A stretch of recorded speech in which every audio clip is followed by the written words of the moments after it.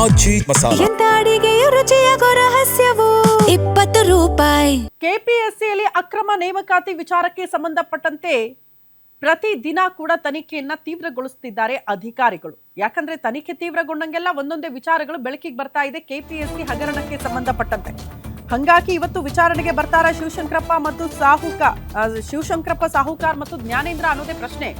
ಶಿವಶಂಕರಪ್ಪ ಸಾಹುಕಾರ್ ಬರಬಹುದು, ಜ್ಞಾನೇಂದ್ರ ಎಲ್ಲಿದ್ದಾರೆ ಅನ್ನೋದ್ರ ಬಗ್ಗೆ ಮಾಹಿತಿ ಇಲ್ಲ. ನೇಮಕಾತಿ ಅಕ್ರಮ ಕೇಸಲ್ಲಿ ಸಿಐಡಿ ಅಧಿಕಾರಿಗಳಿಂದ ತೀವ್ರಗೊಳ್ತಾ ಇದೆ ತನಿಖೆ. ಮತ್ತೊಂದು ಕಡೆ ಇಡಿ ಅಧಿಕಾರಿಗಳು ಕೂಡ ಎಂಟ್ರಿ ಆಗಿದ್ದಾರೆ. ಇವತ್ತು ಬೆಳಗ್ಗೆ 11 ಗಂಟೆಗೆ ವಿಚಾರಣೆಗೆ ಹಾಜರಾಗಬೇಕು ಅಂತ ಇಬ್ಬರಿಗೂ ನೋಟಿಸ್ ಕೊಟ್ಟಿದ್ದಾರೆ. ನೋಟಿಸ್ ಕೊಟ್ಟಿರುವ ಹಿನ್ನೆಲೆ ವಿಚಾರಣೆಗೆ ಹಾಜರಾಗುವುದಾಗಿ ಮಾಹಿತಿ ಇದೆಯಂತೆ.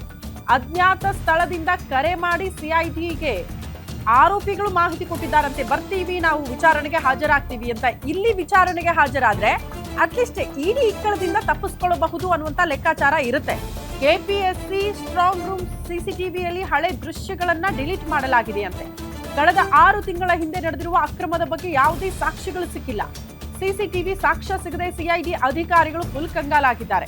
ಕೆಪಿಎಸ್ಸಿ ನೇಮಕಾತಿ ಅಕ್ರಮದಲ್ಲಿ ತನಿಖೆ ತೀವ್ರಗೊಂಡಿದ್ದು ಇಬ್ಬರೂ ಕೂಡ ಇವತ್ತು ವಿಚಾರಣೆಗೆ ಹಾಜರಾಗಬೇಕಾಗಿದೆ. ಕಾರಣ ಇಡೀ ಹಗರಣದ ಪ್ರಮುಖ ರೂವಾರಿಗಳು ಅಂತ ಸದ್ಯಕ್ಕೆ ಕರೆಯಲ್ಪಡ್ತಾ ಇರುವ ಕೆಪಿಎಸ್ಸಿಯ ಮಾಜಿ ಅಧ್ಯಕ್ಷ ಶಿವಶಂಕರಪ್ಪ ಸಾಹುಕಾರ್, ಮತ್ತೊಂದು ಕಡೆ ಐಎಎಸ್ ಅಧಿಕಾರಿ ಜ್ಞಾನೇಂದ್ರ.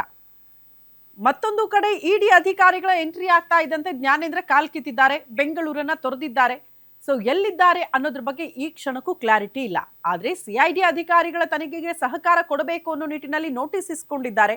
ನೋಟಿಸ್ ರಿಸೀವ್ ಮಾಡಿಕೊಂಡು ನಾವು ಹಾಜರಾಗ್ತೀವಿ ವಿಚಾರಣೆಗೆ ಅಂತ ಇಬ್ರು ಕೂಡ ಹೇಳಿದ್ದಾರಂತೆ. ಹಾಗಾಗಿ ಒಂದು ನಿರೀಕ್ಷೆ 11 ಗಂಟೆಗೆ ಶಿವಶಂಕರಪ್ಪ ಸಾಹುಕಾರ್ ಮತ್ತು ಜ್ಞಾನೇಂದ್ರ ವಿಚಾರಣೆಗೆ ಹಾಜರಾಗಬಹುದು ಅಂತ. ಸೊ ಮತ್ತೊಂದು ಕಡೆ ಇಡಿ ಯಾವ ರೀತಿ ಕ್ರಮಗಳನ್ನ ಕೈಗೊಳ್ಳಬಹುದು ಇಬ್ರು ಕೂಡ ಹಾಜರಾದಂತಹ ಸಂದರ್ಭದಲ್ಲಿ ಅನ್ನೋದು ಕೂಡ ಒಂದು ಪ್ರಶ್ನೆ ಆಗ್ತಾ ಇದೆ. ಎನಿವೆ, ಹಗರಣಕ್ಕೆ ಸಂಬಂಧಪಟ್ಟಂತೆ ಯಾವುದೇ ಸಾಕ್ಷ್ಯಾಧಾರಗಳು ಇಲ್ಲಿ ತನಕ ಸಿಐಡಿ ಅಧಿಕಾರಿಗಳ ಕೈ ಸೇರಿಲ್ವಂತೆ.